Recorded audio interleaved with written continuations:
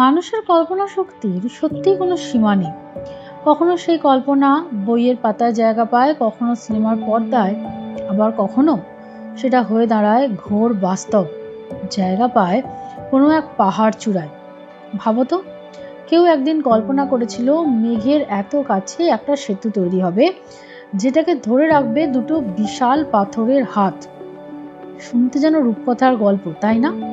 কিন্তু আজ আমরা যাচ্ছি সেই রূপকথাকে নিজের চোখে দেখতে। আমাদের আজকের গন্তব্য বানা হিলস, পাহাড়ের মাথায় এক টুকরো ইউরোপীয় শহর।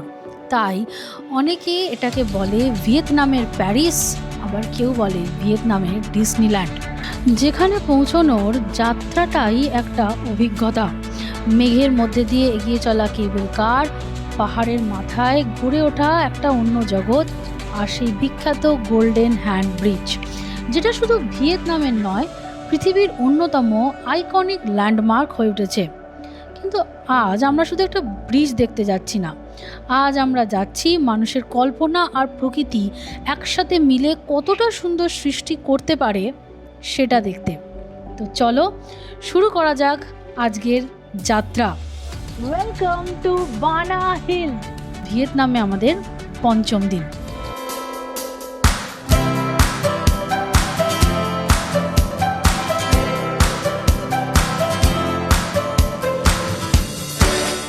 মর্নিং। আজ শুরু হচ্ছে দানাংয়ে আমাদের দ্বিতীয় দিন আর ভিয়েতনামের পঞ্চম দিন। ব্যাপারটা হচ্ছে আজকেও সকাল 7:30 বেরোনোর ছিল, আর কালকের দিনটা তোমরা দেখেইছো কত লম্বা গেছে, ফলে আজ আমাদের একটু দেরি হয়ে গিয়েছে উঠতে, এবং আমরা খুব তাড়াহুড়ো করে বেরিয়েছি, যার ফলে বাস থেকেই গুড মর্নিং বললাম। আর এখন আমরা যাচ্ছি বানা হিলসের উদ্দেশ্যে। অনেক কিছু অ্যাক্টিভিটি ওখানে করার আছে। একটা ফ্রেঞ্চ মানে একটা পরিত্যক্ত ফ্রেঞ্চ কলোনিও আছে। দুঃখের বিষয় একটাই, আজ আবার আকাশ মেঘলা, আর আকাশ মেঘলা থাকলে বানা হিলসে যাই না, বৃষ্টি বৃষ্টি হলে খুব মুশকিল হবে। তো দেখা যাক, ততক্ষণে তোমরা দেখো দানাংয়ের এই রাস্তাটা আর একবার। গতকাল যে রাস্তা ধরে হইয়ান অ্যানশিয়েন্ট টাউন গেছিলাম আর আজকে যে রাস্তা ধরে বানা হিলস যাচ্ছি, দুটো সম্পূর্ণ উল্টো দিকে। হইয়ান অ্যানশিয়েন্ট টাউন যাওয়ার রাস্তা ছিল হ্যান নদীর পাশ দিয়ে, আর আজকের যাওয়ার রাস্তা মাইকে বিচের পাশ দিয়ে। হ্যাঁ, দানাংয়ে একটি খুব সুন্দর বিচ আছে, সময় পেলে সেটা তোমাদের সাথে শেয়ার করব। আপাতত দানাং শহরের এই সুন্দর ভিয়েতনামিজ ভাইবটা একটু উপভোগ করে নাও। ভিয়েতনামে যেই লাস্ট 4 দিন ধরে ঘুরছি, প্রত্যেক দিনই আমাদের ট্যুর গাইড ছিল মেল, বাট আজকে ফিমেল। এই ছোট্ট দেশটারও এই ওয়ার্কফোর্সের ব্যালেন্সটা আমার খুব ভালো লাগলো, এবং স্বভাবতই এই ট্যুর গাইডকে আমি জিজ্ঞেস করলাম, আচ্ছা বানা হিলসের নাম বানা হিলস কেন? সে বলল, এক্ষেত্রে দুটো মতবাদ আছে। ইতিহাসবিদরা মনে করে যে বানা নামটার শিকড় খুঁজে পাওয়া যায় প্রাচীন চাম জনগোষ্ঠীর ধর্মীয় বিশ্বাস আর তাদের দেবীর উপাসনার সঙ্গে। কিন্তু স্থানীয়দের মতে সবচেয়ে জনপ্রিয় গল্প হলো যে ফরাসি ঔপনিবেশিক শাসকরা এই অঞ্চলে প্রচুর কলা গাছ দেখে এই জায়গাটার নাম দিয়েছিল বানানা। পরে সেইটাই লোকমুখে প্রচলিত হয়ে যায় বানা, আর তার জন্যই আজকে এই জায়গাটার নাম বানা হিলস। শুধু তাই নয়, সে আরও বলে বানা হিলসের ওপর যে ফ্রেঞ্চ কলোনি রয়েছে সেটা 1945-এ স্বাধীনতা ঘোষণার পর ভিয়েতনামিজরা প্রায় ধ্বংস করে ফেলে, কিন্তু ভিয়েতনামের সান গ্রুপ 2007 সাল থেকে সেটাকে আবার রিবিল্ড করা শুরু করে। 2009 সালে তৈরি হয় এখানকার বিশ্ব রেকর্ড গড়া কেবল কার, আর তারপর 2017-18 এই সালগুলোর মধ্যে তৈরি হয়ে যায় এখানকার ফ্রেঞ্চ ভিলেজ, ফ্যান্টাসি পার্ক, আর মোস্ট ইম্পর্টেন্টলি গোল্ডেন ব্রিজ। এই দেখো, গল্প করতে করতেই আমরা পৌঁছে গেছি আজকের আমাদের মেন গন্তব্য বানা হিলসে। আমরা এসে গেছি বানা হিলসে। হ্যাঁ, সেই বহু প্রতীক্ষিত বানা হিলস। আর ঢুকেই যেটা দেখলাম, চারিদিক তো লোকে লোকারণ্য। আমাদের গাইড বলছিল যে এখানে পিক সিজনে প্রতিদিন প্রায় 30,000-এরও বেশি লোক আসে। যাই হোক, এই জায়গাটায় আমাদের গাইড আমাদের সবাইকে জড়ো করে নিজে গেল আমাদের টিকিটগুলো কালেক্ট করতে, আর আমরা ততক্ষণ সবাই একটু রেস্ট রুমে রিফ্রেশ হয়ে নিলাম। আমরা এখন লাইন আপ করে এগিয়ে চলেছি, আমাদের গাইড আমাদের টিকিট নিয়ে নিয়েছে। তো ফার্স্টেই হয়তো আমরা এক্সাইটেড। হ্যাঁ কেবল কারে করে যাব, one of the highest and longest cable car in the world. By the way, এখানে একটা কথা বলে দিই, এই রাস্তাটাই বানা হিলসে ঢোকার একমাত্র এন্ট্রান্স নয়, অনেকগুলো এন্ট্রান্সে যেমনটা দেখতে পাচ্ছ। পুরোটাই করা হয় ভিড় ম্যানেজমেন্ট করার জন্য। আর এবার আমরা এসে পড়লাম বানা হিলসের সান ওয়ার্ল্ডের মূল চত্বরে, যেখানে এসে তোমার একটাই কথা মনে হবে, আরে এটা তো পুরো ডিজনিল্যান্ড।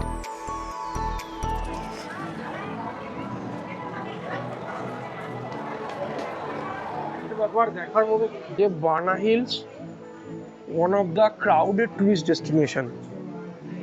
মানে তোমরা দেখতে পাচ্ছ এখানে কত লোক এসেছে, এর আগে এত ভিড় কোথাও পাইনি। না যাই হোক, দফায় দফায় বেশ কয়েকবার এই চলন্ত সিঁড়ি দিয়ে উপরে উঠে আমরা এগিয়ে চললাম কেবল কারের দিকে।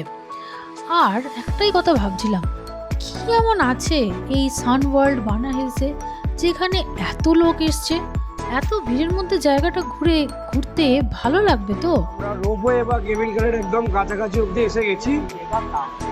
এখানে একটা কেবল কারে 8 থেকে 10 জন যেতে পারে, সময় লাগে প্রায় 20 থেকে 25 মিনিট, 5 কিলোমিটার লম্বা।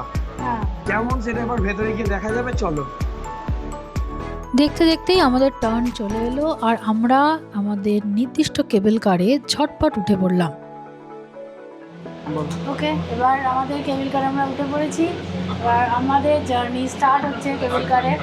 রাস্তাতেও আশা করি অনেক কিছু দেখার মতো পাবো কেবল কারে যাওয়ার সময়, তো চলো।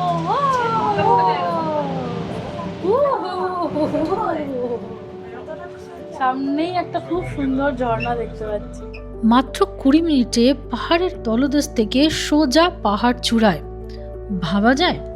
হ্যাঁ, গোল্ডেন ব্রিজে পৌঁছানোর আগেই বানা হিলস তোমাকে দেয় এই ওয়ার্ল্ড রেকর্ড এক্সপিরিয়েন্স করার সুযোগ, যেখানে মেঘ, জঙ্গল আর জলপ্রপাতের উপর দিয়ে উড়ে যাওয়ার অনুভূতিটাই আলাদা। হ্যাঁ, ঝর্ণা জলপ্রপাত তো নিজের দেশেও অনেক দেখেছি, কিন্তু কখনো তার ওপর দিয়ে এরকম উড়ে যাওয়ার সুযোগ হয়নি। তাই তো 2013 সালে এই কেবল কার চালু হওয়ার সাথে সাথে একসাথে চারটি গিনেস ওয়ার্ল্ড রেকর্ড অর্জন করে। Longest non stop cable car, highest elevation difference, longest unbroken cable car, heaviest cable reel, যেটি সমুদ্রপৃষ্ঠ থেকে প্রায় 1369 মিটার উচ্চতায় ওঠে, তাও আবার কয়েক মিনিটের মধ্যেই।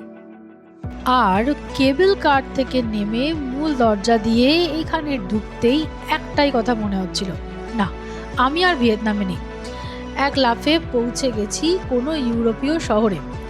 ওয়েদারটাও বেশ মেঘাচ্ছন্ন, কাজেই পুরো ইউরোপিয়ান ভাইব লাগছিল।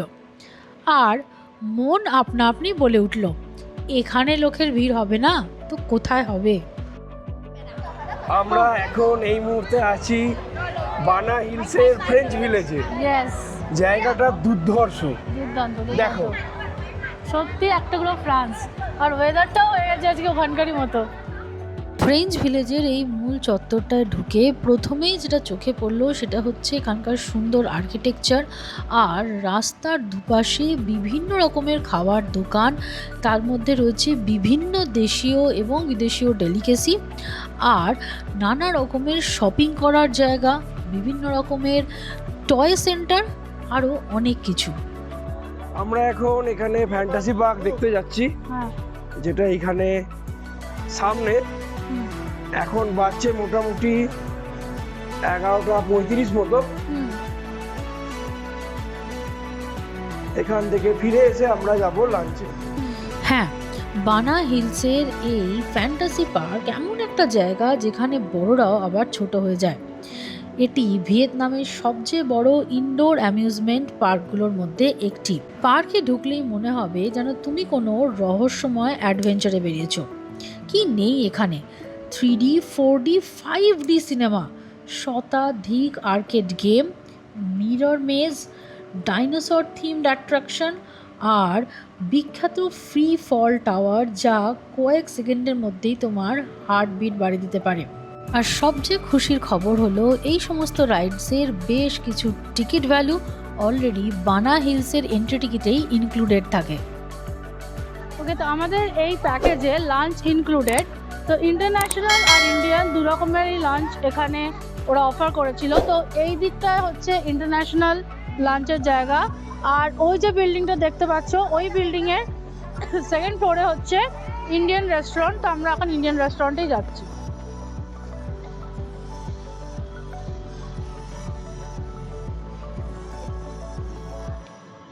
ভিয়েতনামে যে কদিন আমরা কমপ্লিমেন্টারি লাঞ্চ বাফে পেয়েছি তার মধ্যে আজকেরটা ছিল সবচেয়ে গ্র্যান্ড। ফ্রুট স্যালাডস দিয়ে শুরু হয়েছিল, তারপরে ছিল কিছু ভিয়েতনামিজ ডিশ, আর তার সাথে ইন্ডিয়ান বিভিন্ন খাবারের তো ছড়াছড়ি। কাবাব, নান, চিকেন বাটার মশালা, পনির, কি ছিল না সেখানে। পেট ভরে খাওয়া দাওয়া করেছিলাম আমরা। আর খাওয়ার শেষে ডেজার্ট হিসেবে ইন্ডিয়ান সুইটস তো ছিলই। আমাদের লাঞ্চ করা হয়ে গেছে। হ্যাঁ, কেমন হলো লাঞ্চটা? দুর্দান্ত লাঞ্চ। এতদিন ধরে যতগুলো বাফে পেয়েছি, দিস ইজ দ্য বেস্ট, মানে এত আইটেম আর এত ভালো খেতে, দারুণ খেতে, দারুণ। একজন শেফ ছিলেন বাঙালি, তার হ্যাঁ। সাথে কথা হলো বেশ কিছুক্ষণ। হ্যাঁ, বাট এবার আমরা ঘুরে দেখবো ফ্রেঞ্চ ভিলেজ। yes.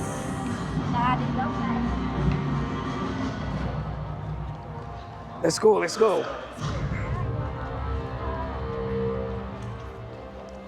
মেঘের ওপরে সমুদ্র পৃষ্ঠ থেকে প্রায় 1400 মিটার উচ্চতায় দাঁড়িয়ে থাকা এই ফ্রেঞ্চ ভিলেজ এমন এক জায়গা যেখানে রয়েছে পাথরের রাস্তা, গথিক চার্চ আর মধ্যযুগীয় ইউরোপীয় স্থাপত্য, যা দেখে মুহূর্তের জন্য যে কেউ ভুলে যাবে যে সে ভিয়েতনামে আছে। একসময় এই বানা হিলসে 200-রও বেশি ফরাসি ভিলা, হোটেল, বাজার এবং বিনোদন কেন্দ্র ছিল, যেগুলো বেশিরভাগই সময়ের ঝড়ে হারিয়ে যায়, যে গল্প তো তোমাদের আগেই বললাম। আর এরপর 2015 সালে এই ফ্রেঞ্চ ভিলেজ রিবিল্ড করা হয় ফ্রান্সেরই বিভিন্ন স্থাপত্যের অনুপ্রেরণা। তাই এখানকার রাস্তায় হাঁটতে হাঁটতে তুমি যেমন দেখতে পাবে মাঝে মাঝেই কিছু ইউরোপিয়ান স্কাল্পচার, আবার কখনো কখনো বিভিন্ন অলিতে গলিতে হাঁটতে হাঁটতেই পৌঁছে যাবে কোনো রোজ গার্ডেনে, আবার কখনো দেখতে পাবে এক ঝাঁক টিউলিপের বাগান। আবার সেই সৌন্দর্যে মুগ্ধ হতে না হতেই দেখবে হঠাৎ করে হাজির হয়ে গেছো একেবারে ডিজনিল্যান্ডের সামনে। আর সবচেয়ে মজার ব্যাপার কি জানো, এখানে তুমি একই দিনে প্রায় 4টে ঋতুরই স্বাদ পেতে পারো। সকালে বসন্তের সুন্দর আবহাওয়া, দুপুরটা কিন্তু বেশ গরম, বিকেলে আবার শরতের হিমেল হাওয়া, আর রাতে একদম শীতের আমেজ। বানা হিলসের আবহাওয়া এইরকমই অদ্ভুত। এই জন্যই তো বানা হিলসের ফ্রেঞ্চ ভিলেজকে বলা হয় আ fairy tale city above the clouds, অর্থাৎ মেঘের ওপরে রূপকথার শহর। আচ্ছা, বানা হিলসে তো অনেকক্ষণ ধরে ঘুরছি, দেখতেই পাচ্ছ কি সুন্দর সমস্ত ইউরোপিয়ান স্ট্রিট, কিন্তু তারই মধ্যে একটু ভিয়েতনামিজ ছোঁয়া। সেটা হচ্ছে এখানে রয়েছে একটা খুব সুন্দর প্যাগোডা, ওই উঁচুতে, মানে আরও অনেকটা ওপরে উঠতে হবে। তো কালকে আমরা অলরেডি একটা প্যাগোডা দেখেছি, আজকে এখন আর এত উঁচুতে উঠছি না। তোমরা চাইলে এসে দেখতে পারো, খুব সুন্দর জায়গাটা। আর আমরা আপাতত আবার এই ফ্রেঞ্চ ভিলেজটাই আর একটু ঘুরে দেখবো। আমাদের ফ্রেঞ্চ ভিলেজ ঘোরা হয়ে গেছে, এবার আমরা কোথায় যাচ্ছি?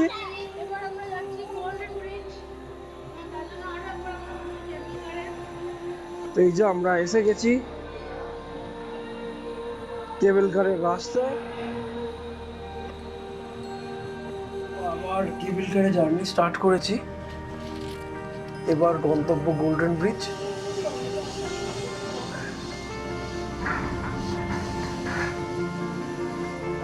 অ্যাট লাস্ট আমরা হাজির ভিয়েতনামের মোস্ট আইকনিক ডেস্টিনেশনে, যে জিনিসটার জন্য ভিয়েতনাম 2018 সালের পর থেকে বিশ্বের পর্যটন ম্যাপে এক উজ্জ্বল নক্ষত্র হয়ে উঠেছে। হ্যাঁ, দ্য গোল্ডেন হ্যান্ড ব্রিজ। চলন্ত সিঁড়ি দিয়ে নামতেই যখন ব্রিজের ঝলকটা দেখতে পাচ্ছিলাম, মনের মধ্যে যে কি অদ্ভুত অনুভূতি হচ্ছিল সত্যি বলে বোঝাতে পারবো না। Here we are. Yes. at Golden Hand Bridge.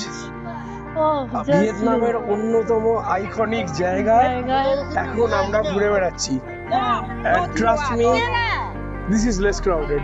হ্যাঁ but the good thing is আজ ওয়েদার খুব ভালো আছে। আমরা এই গোল্ডেন হ্যান্ড ব্রিজ ধরে হাঁটতে শুরু করলাম। সেতুটির দৈর্ঘ্য প্রায় 150 মিটার। পাহাড়ের ঢালে বাঁক নিয়ে তৈরি এই সেতুতে হাঁটতে হাঁটতে মনে হয় যেন তুমি মেঘের মধ্যে দিয়ে হেঁটে চলেছ। কিন্তু সবচেয়ে বড় আকর্ষণ হলো সেই 2 বিশাল হাত। প্রথমে দেখে মনে হয় এগুলো যেন পাহাড়ের বুক থেকে বেরিয়ে আসা 1000 বছরের পুরনো পাথরের হাত। কিন্তু এই ব্রিজটা 10 বছরেরও পুরনো নয়।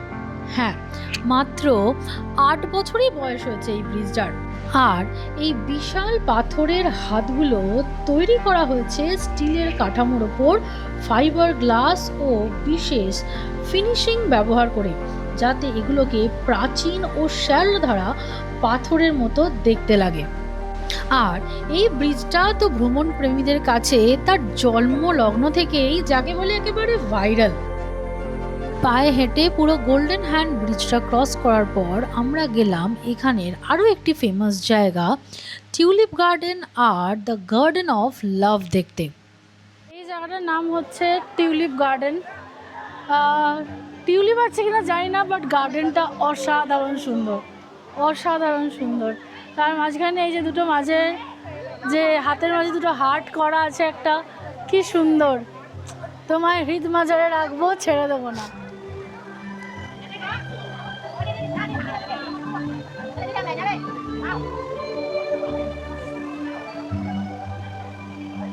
আচ্ছা, আমাদের বানা হিলস ঘোরা মোটামুটি কমপ্লিট। হ্যাঁ এটা একটা ম্যান মেড টুরিস্ট ডেস্টিনেশন হলেও ভেরি ওয়েল মেড, হ্যাঁ, ভীষণ ভালো লাগলো। Without harming the nature. Yes, এবার আমরা এই যে কেবল কার আছে এতে করে আবার নিচে যাব। হ্যাঁ মেঘের বুক চিরে আবার শুরু হলো আমাদের যাত্রা। তবে এবার পাহাড় চূড়া থেকে আবার সমতলে নামার পালা। আর কেবল কারে করে নামতে নামতে পুরো বানা হিলসের যে দুর্দান্ত ভিউটা দেখা যাচ্ছিল, আর তার সাথে দেখা যাচ্ছিল মেঘের ওপারে দূরে দানাং শহর। এই ভিউটা জাস্ট মনোমুগ্ধকর। এট দ্য সেম প্লেস, সকালে যেখান থেকে হাঁটা শুরু করেছিলাম সেই জায়গায় আবার আমরা ফিরে এসেছি। মানে বুঝতেই পারছো আমাদের ট্রিপ এবার শেষের দিকে। এই যে এইখান থেকে আমরা শুরু করেছিলাম সকালে, এবার বানা হিলস থেকে বেরোনো যাক। আজকে আমাদের গাইড ছিল একটি মেয়ে, এবং মেয়েটি ভীষণ মিশুকে, খুব ভালো লেগেছে ওর সাথে ঘুরতে। তো সারাদিনটা যে কোথা দিয়ে কেটে গেল বুঝতেই পারলাম না। সকাল 7:30টায় টান টান উত্তেজনার মধ্যে দিয়ে যে জার্নিটা শুরু হয়েছিল, প্রায় বিকেল 3:30 নাগাদ শেষ পর্যন্ত সেটার সমাপ্তি ঘটল। একটু ক্লান্ত লাগলেও অভিজ্ঞতার ঝুলি যেভাবে পূর্ণ হলো তা মনের সব আশ মিটিয়ে দিয়েছে। বাস আবার চলতে শুরু করলো তার নির্দিষ্ট পথে। এখান থেকে দানাং শহর পৌঁছতে মোটামুটি 1 ঘন্টা মতো লাগবে। আমাদের এই ভিডিওটা আজ শেষ হচ্ছে এখানেই। শেষ 4 দিন ধরে আমাদের বেশ হেক্টিক যাচ্ছে, তাই আজ ভাবলাম এই রুমে বসে আমরা একটু রেস্ট নিই। আজকের ভিডিওটা কেমন লাগলো সেটা কমেন্ট করে অবশ্যই জানিও। যদি ভালো লাগে তাহলে ভিডিওটা লাইক করো, বন্ধু বান্ধব এবং ফ্যামিলির সাথে শেয়ার করো। আর আমাদের চ্যানেলে যদি নতুন হও বা আমাদের ভিডিও যদি ভালো লাগে তাহলে আমাদের সাবস্ক্রাইব করতে ভুলো না। এর আগের পার্ট অর্থাৎ মার্বেল মাউন্টেন এবং হোয়াইয়ান অ্যানচিয়েন্ট সিটি সেটা পেয়ে যাবে এইখানে। আর গোটা ভিয়েতনামের ট্রিপটা পাবে এইখানে। খুব শীঘ্রই দিচ্ছি ভিয়েতনাম ট্রিপের শেষ ভিডিও, অর্থাৎ সাইগন বা হোচিমিন সিটি নিয়ে। খুব শীঘ্রই সবার সাথে দেখা হচ্ছে। ততদিন সবাই খুব ভালো থেকো, বাই।